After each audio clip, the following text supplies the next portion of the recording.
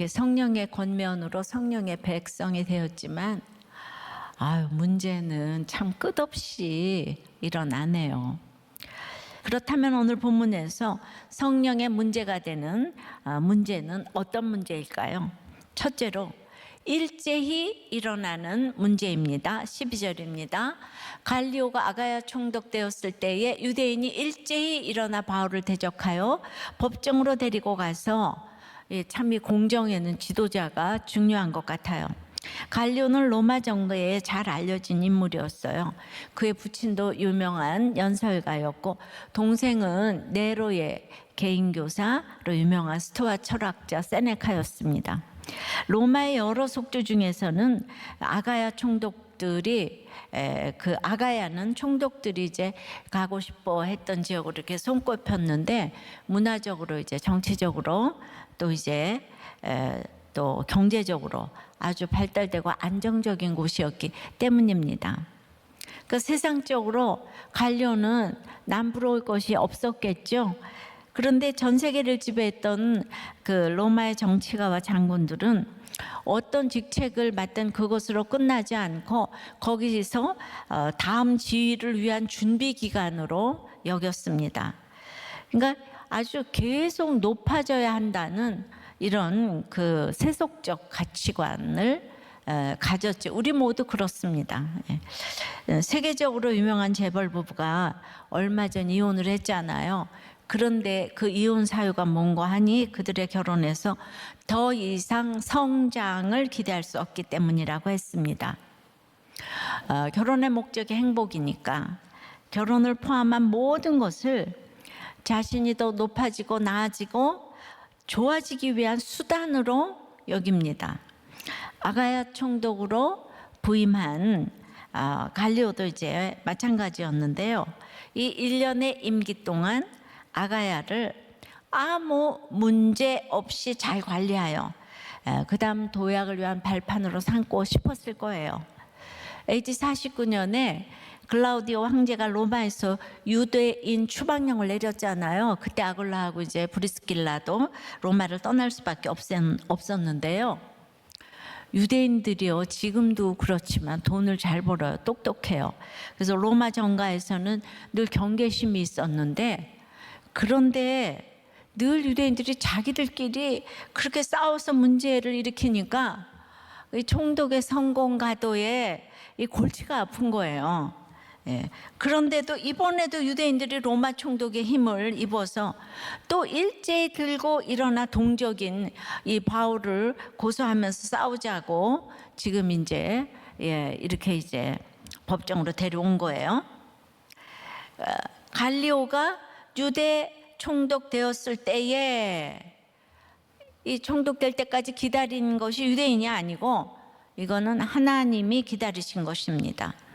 바울은 이성 중에 내 백성이 많도다 하신 주님의 말씀으로 격려받고 사역을 했지만, 죄 많은 세상에서 하나님의 능력을 나타내시기 위한 일이 끊임없이 일어나는 것이 성령의 문제입니다. 그동안 부분적으로 비방하고 대적했던 유대인들이 한마음 한뜻이 되어 일제히 한 일이 사도행전에 단 2번 나옵니다.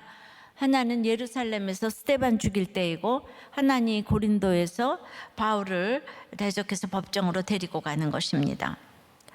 그러니까 스데반과 바울은 막 하나님 나라가 당장 이루어질 것 같은 최고의 제자와 사도이니까 이건 막 사단이 일제히 지금 달려드는 거예요. 은혜가 있는 곳에 사단의 역사가 강한 것이 맞습니다. 일제히로 번역된 헬라어 뜻은 하나가 될 수 없는 장소와 시간과 마음과 뜻과 모든 요소들이 하나가 되어서 동일한 열정과 분노로 이제 바울을 대적했다는 뜻이에요.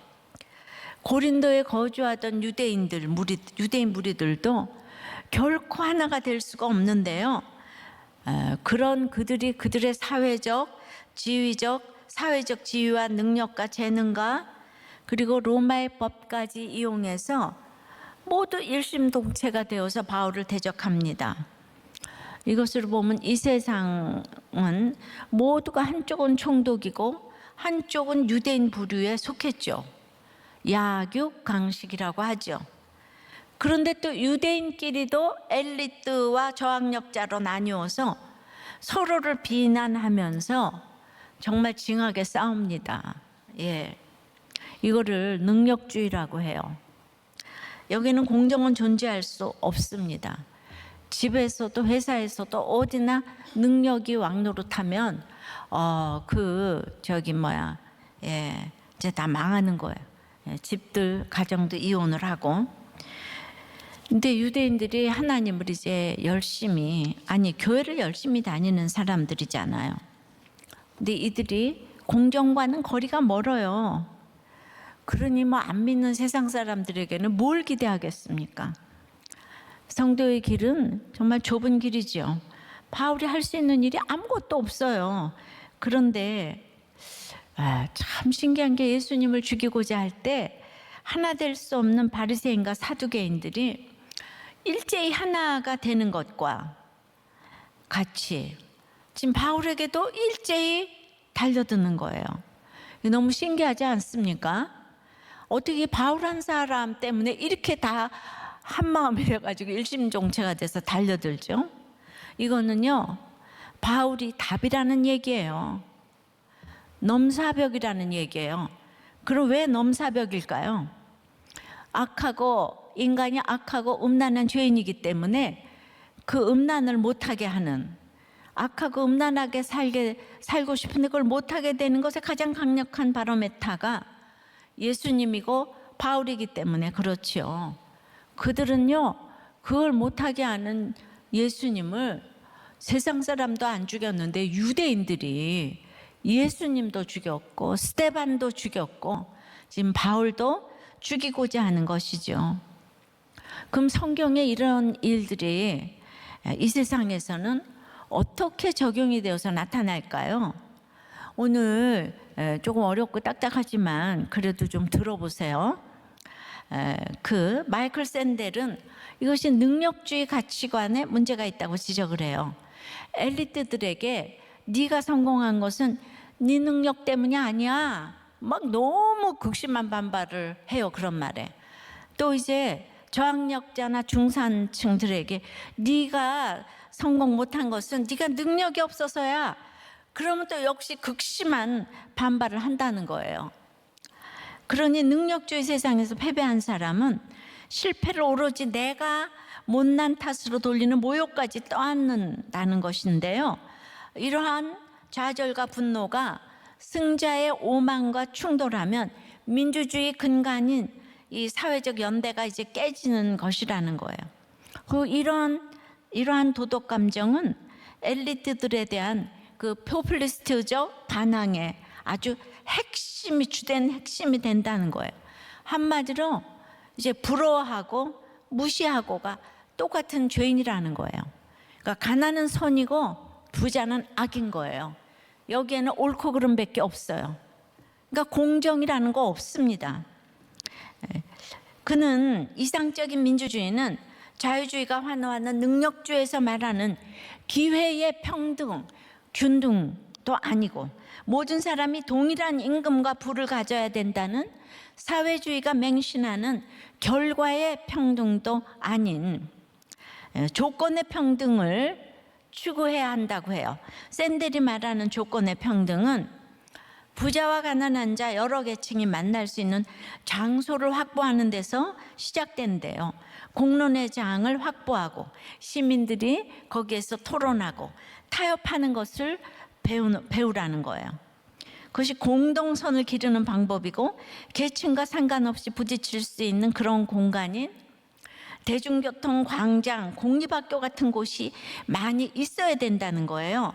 그러니까 이와 반대되는 사립학교나 전용 VIP룸 같이 부자는 부자들만 갈 수 있는 공간에서 살다 보면은 이 빈자에 대한 문제의식 자체를 느끼지 못하게 된다. 예, 다 이제 맞는 말입니다. 예. 그래서 그는 공동체주의적 공화주의를 부르짖지요. 예. 그런데 제가 이분 거를 지금 인용하는 거는 이분이 너무 세계적인 베스트셀러 저자고 한국에서도 굉장히 열광을 하고, 예. 그런데 여기서 중요한 것은 그 악하고 음란한 죄인들이 차별 없이 모여서 지금 토론하라는 게 가능할까요? 안 하는 것보다 낫지만요. 예, 근데 그런 토론을 대중교통, 광장, 공립학교 같은 곳, 직업훈련소, 노조에서 잘할 수 있다고 하는데 사회주의 토론은 뭐 그럴 수도 있을지 모르겠어요. 근데 저는 이분의 책이 이게 세계적인 정치 철학이라고 정치인들도 다들 그거 하나씩 들고 나 읽었다 그러더라고요. 예, 그 세계적인 정치 철학을 보여주고 있지만 역시 마이클 샌델은 아덴 사람 맞는 것 같고요. 이분은 유대인이에요, 유대인. 그러니까 성경을 사실 굉장히 구약 뭐 이런 걸 이렇게 잘할 텐데 이분은 종교난에 무종교라고 썼어요.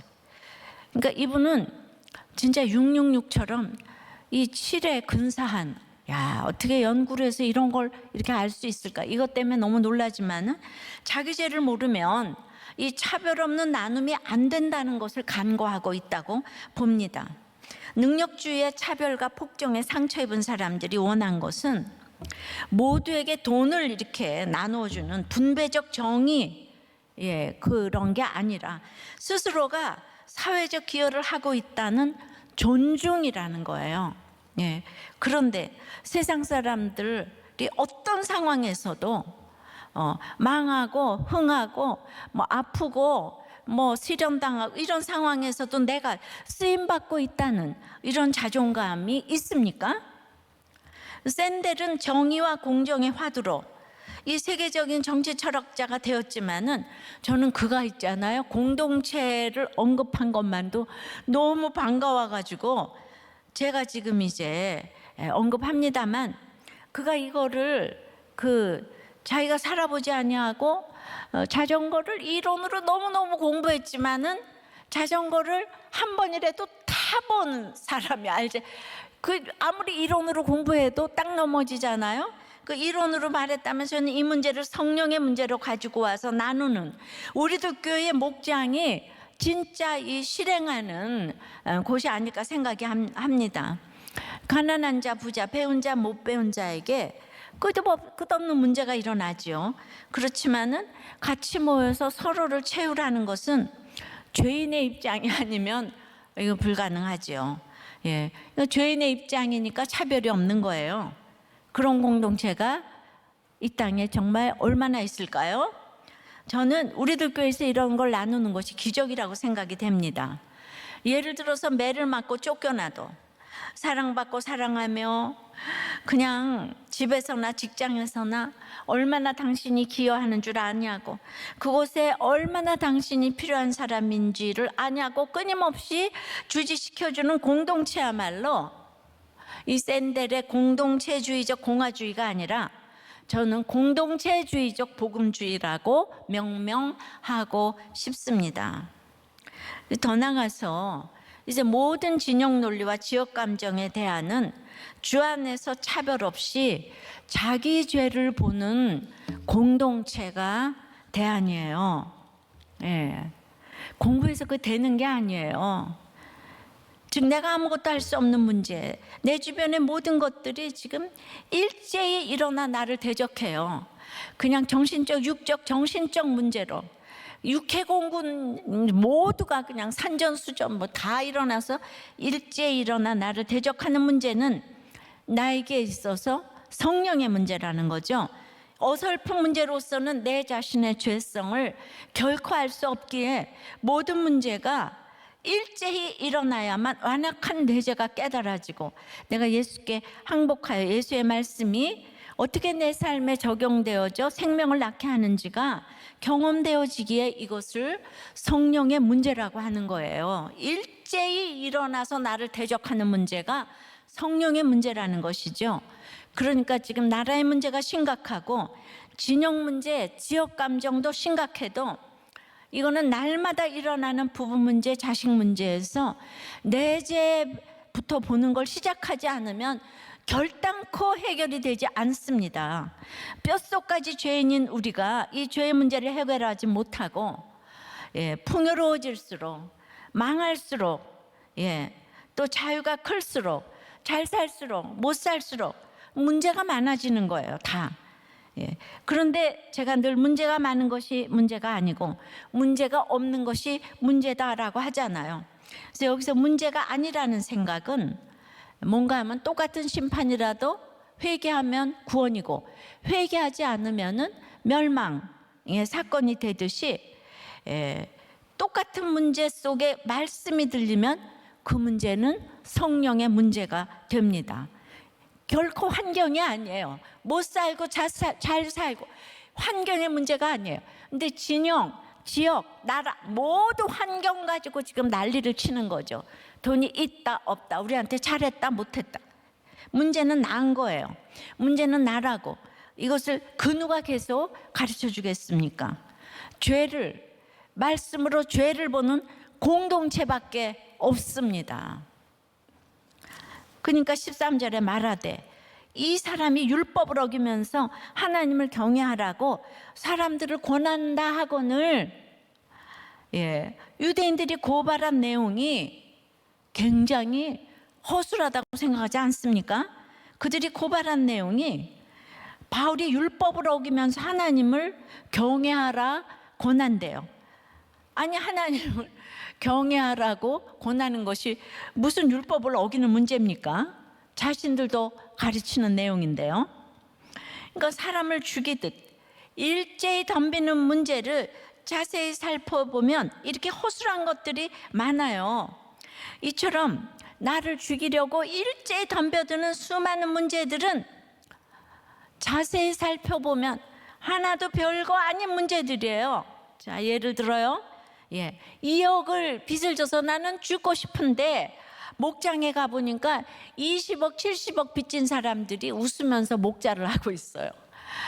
남편의 이상한 문자 하나를 보고 죽고 싶은데 목장을 가보니까 23번 바람핀 목자님이 또 웃으면서 목자를 하고 있어요.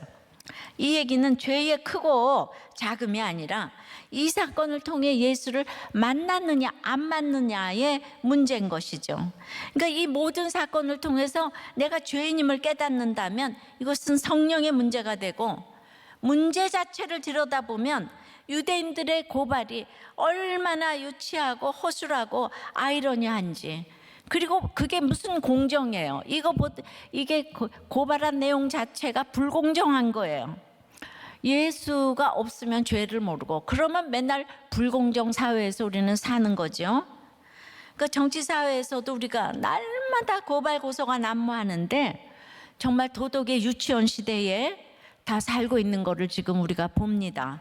얼마나 허술하고 아이러니한지를 날마다 가슴을 통탄하면서 보고 있어요. 적용해 보실래요?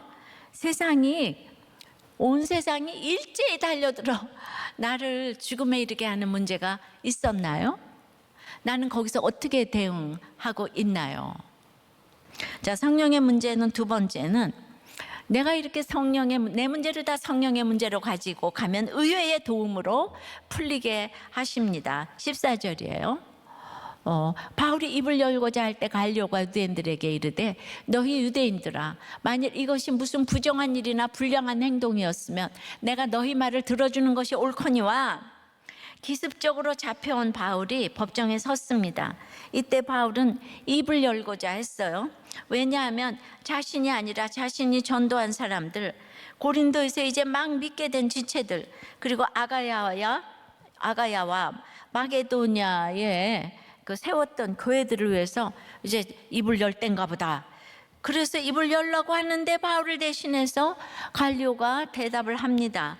이처럼 나의 옳음을 증명하려고 입을 여는 것이 아니라 다른 사람의 구원을 위해, 내 가족 내 자녀가 아니라 정말 구원을 위해 입을 열려고 할 때 하나님께서 대신 말할 사람을 준비해 주시기도 합니다.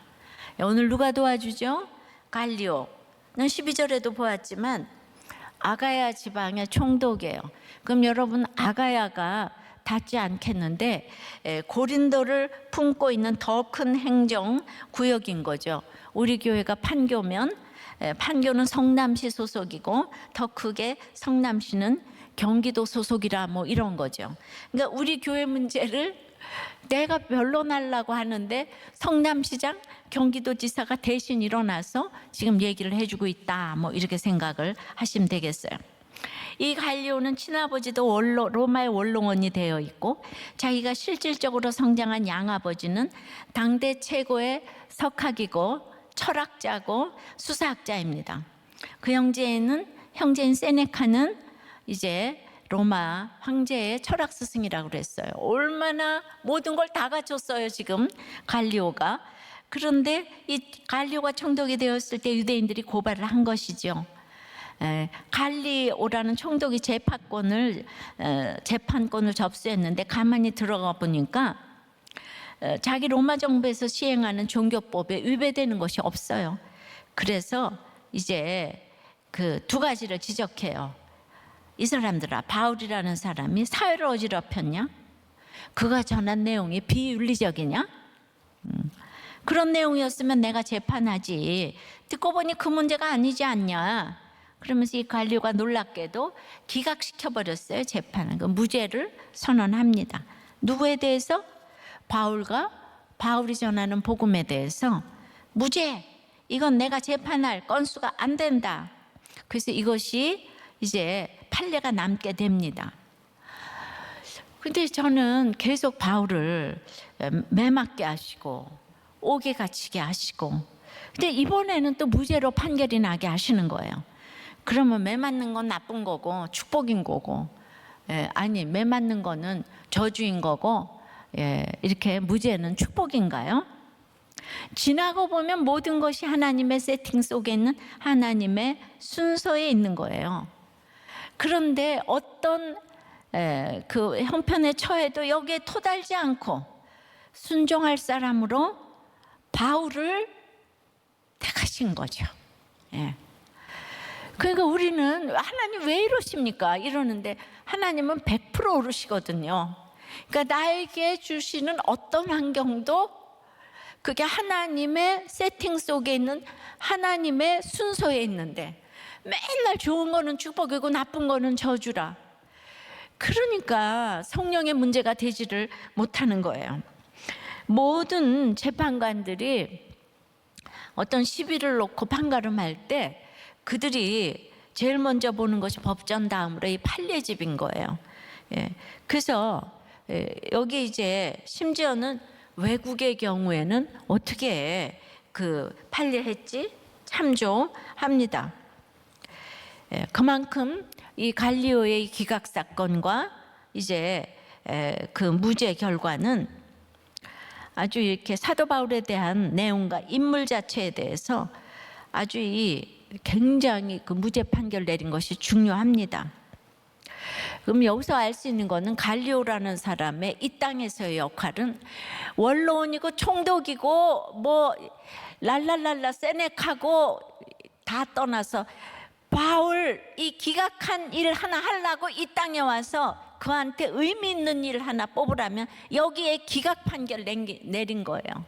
지금 모든 법원과 모든 판사들, 변호사, 모든 일들 중에서 그 예수님 뜻대로, 하나님 뜻대로 한 판결, 그거 하나 천국에 가서 남을 거예요. 우리나라 이 상권에 있는 이 사법부와 이 모두는 하나님의 뜻에 그 판결하는 그 판결 하나가 천국에 기록될 것이라는 거예요. 그러니까 이 갈리오의 판결이 그 다음에 이제 그 바울이 그 복음을 전하는데 도움이 너무 됐어요. 아가야에서 이것이 무죄 판결이 났으니까 앞으로 전할 때 로마가 중립을 지키기가 너무 쉬워졌고, 그게 그렇게 약효가 오래 가지는 않았지만은 바울이 전할 때는 그래도 이렇게 위력적이었고, 이후에 이 판례 때문에 이 사람이 로마 황제에게까지 갈 수 있는 그 이제 그런 이제 기초가 이제 된 것입니다. 그러니까 의회의 도움이 너무 큰 역할을 했습니다. 우리들 교회도 이 악하고 음란한 이 시대에 정말 말씀 묵상 가정 중수 그 사명을 감당하고자 18년째 달려오고 있는데 왜 뭐 얼마나 많은 사건이 있었겠어요. 모함 받는 일도 있었죠. 근데 그때마다 생각 못한 의외의 손길들을 허락하셔서 말씀 묵상을 도우시고 가정들을 도와주셨다고 생각해요. 그런데 너무 억울해서 말하고 싶지 않아요. 근데 그때마다 내 입을 닫는 것은 내 생각이 죽어질 때 가능하고, 내 생각이 죽어지는 것은 이 시대의 순교이고, 내 자아가 죽어지려면 우리는 성령 충만을 구해야 하고, 이때 나의 모든 문제가 성령의 문제로 바뀌는 것이죠. 오늘 이 문제가 변하지 않는 내 남편, 완악한 내 아내, 내 자녀에게, 그리고 가장 결코 변하지 않는 나에게 복음이 전해지는, 그리고 이 고린도보다 100배 더 힘든 로마에 복음이 전해지는 성령의 문제임을 인식하고 내 입을 닫을 때 하나님께서는 의외의 도움을 다 예비해 놓으십니다. 적용해 보세요. 나는 무조건 입을 열어 내 생각을 쏟아내야 시원한 거예요? 입을 열고자 할 때 구원을 위해 닫은 적이 있나요? 그래서 닫았을 때 의외의 도움을 받은 적이 있나요? 자, 성령의 문제는 세 번째. 아까 첫 번째 일제 일어나고, 그 다음에 의외의 도움으로 풀리고, 세 번째는 너희 언어와 명칭과 법에 대한 문제가 아니라는 거예요. 15절서부터 읽습니다. 만일 문제가 언어와 명칭과 너희 법에 관한 것이면 너희가 스스로 처리하라. 나는 이러한 일에 재판장 되기를 원하지 아니하노라 하고, 여기서 갈리오가 판결문에 적은 언어와 명칭과 법에 관한 문제는 이게 법적 용어는 아니에요. 헬라어 원문의 언어는 로고스고 명칭은 오노마고 법은 노모스라는 단어를 썼는데, 이 단어와 이 단어가 함축하는 개념은 일개 행정관이 재판석상에서 표현하거나 말하는 단어가 아니에요. 어느 재판 자리에서도 어느 재판관도 어느 행정관도 이 단어나 이 개념을 말할 수가 없는 이런 내용과 개념을 말하는 거예요. 왜죠? 갈리오가 그렇게 철학과 수사하게 능했기 때문이에요. 자, 다시 생각해 봅시다. 오늘 나에게 닥친 문제가 너희 언어와 명칭과 법의 문제라면 너희의 문제가 되는 거예요. 너희의 법으로, 그러니까 지금 바울을 죽이고자 하지만은, 그러니까 그게 아니라는 거잖아요. 근데 하지만 구원의 언어와 명칭과 법의 문제라면 성령께서 처리해 주신다는 거죠. 이것을 아는 것이 성령의 문제인지 나의 문제인지가 결정됩니다. 우리는 그런데 이 언어와 명칭과 법에 집착합니다. 단어 하나에 이혼하고 명칭 하나에 분을 품고 불합리하다고 생각하는 법 하나에 분노합니다. 하지만 반대로 단어 하나에 결합하고 명칭 하나에 분이 풀리고 법 하나에 분노를 삼키게 되는 것이죠. 이 언어가, 명칭이, 법이 너희 생각인지 아니면 말씀인지가 성령의 문제임을 판가름합니다. 성령의 문제라면 성령께서 개입해 하셔서 해결해 주십니다. 이것이 너희의 문제라면 갈리오처럼 손을 씻게 되는 것이죠. 그러니까 이 사람이 17절에 소스테네를 그 법정 앞에서 그 유대인들이 때려도 상관하지 않는 냉혹하고 아주 세상적인 사람이었어요. 그래도 이 문제가 너희의 문제인지 우리의 문제인지를 분별할 줄은 아는 상식적인 사람이에요. 이 갈리오는. 요즘엔 상식도 안 통하는 사람들이 많더라고요. 지도자들 중에서도. 즉 이 문제가 자기의 로마의 문제였다면 온 힘을 다해 도왔을 거죠. 근데 일본 사람은 일본 문제를 돕고 우리나라는 우리나라를 도와요. 그런데 일본이 왜 우리나라를 돕겠어요? 미국이 왜 우리나라를 돕겠어요? 그런 상식을 생각해요. 그러니까 우리는 그냥 기도를 하고 구원 때문에 기도해야 돼요. 세상은 다 이기적이라고요. 여기서 소스테네는 바울의 아픔에 함께 동참했다기보다 그리스보 이후에 회당장이 되었잖아요. 그리스보도 예수께로 이사 갔어요. 그런데 이 사람은 헬라인 유대인 동족들과 함께 바울을 고소했다가 바울이 무죄가 되니까 그 동족 유대인들에게 법정에서 두들겨 맞았어요. 그래서 구원이 됐어요. 예. 그러니까 두들겨 맞아서 성령의 문제가 되게 하셨어요. 그러니까 맞았다고 나쁜 게 아니에요. 맞아서 고린도전서 1장 1절에 보면 바울의 최고 동력자가 되며 고린도 교회 4번째 감독이 되는 거예요. 그러니까 매 맞았다고 무죄가 됐다고 좋고 나쁜 걸 여러분들이 결정하시면 안 돼. 하루하루 말씀 읽고 묵상하고 적용하면 그게 하나님의 세팅의 구원의 순서에 들어있는 한 역할일 뿐인 거예요. 갈리오처럼 세상 법감도 문제를 분별하며 이 문제가 로마의 문제인지 유대인들의 문제인지 분별하는데 일본의 문제인지 중국의 문제인지 미국의 문제인지 이것도 모르고 맨날 욕만 하면 되냐고요. 우리는 예수 믿는 사람으로서 품위를 지키면서 사랑하고 기도를 해야죠. 우리에게 닥친 문제가 구원의 문제임을 깨닫는 것이 지혜고 성령의 문제가 되는 비결이에요. 우리의 언어가 성령의 언어가 되어 이 문제가 성령의 문제가 될 때 성령께서 온 힘을 다해 우리의 문제를 효과적으로 도우실 것이에요. 그래서 영적 진실성의 결과는 바로 인내라고 하는 거예요. 고난의 길이가 어떠하든지 종류가 어떠하든지 기쁨으로 이거를 이제 인내하라고 하잖아요. 그죠? 주께서 신원해 주시기 때문에 바로 이것이 성령의 문제가 되는 것입니다. 적용해 보세요. 나는 집에서나 어디서나 어떤 언어와 명칭과 법에 뒤집어지시나요? 어떤 언어 하나에 이렇게 뒤집어지시나요? 혹은 교회에서 이해가 안 되는 언어와 명칭과 법은 무엇인가요? 그것이 구속사인가요? 아니면 성령의 언어 하나를 써서 문제가 해결된 그 한마디는 무엇인가요?